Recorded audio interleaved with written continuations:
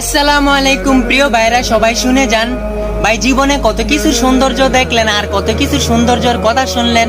ভাই জানেন আমাদের নবীজি কত সুন্দর ছিলেন। ভাই আম্মা জান আয়েশা রাদিয়াল্লাহু তাআলা আনহা বলেন, ইউসুফ নবীর সৌন্দর্য দেখে মিশরের মেয়েরা লেবু কাটতে গিয়ে নিজেদের আঙ্গুল কেটে ফেলেছে। আর আমার স্বামী প্রিয় নবী হযরত মুহাম্মদ সাল্লাল্লাহু আলাইহি সাল্লামকে যদি তারা দেখতো, তাহলে নিজেদের আঙ্গুল না, তারা নিজেদের কলিজা কেটে ফেলতো। আল্লাহু আকবার। ভাই তিনি শুধু সুন্দর ছিলেন না, তিনি একজন সুন্দর মনের মানুষও ছিলেন। সুবহানাল্লাহ।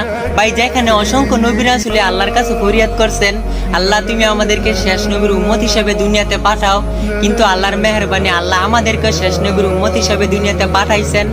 আলহামদুলিল্লাহ। ভাই তোমরাও বলো আলহামদুলিল্লাহ।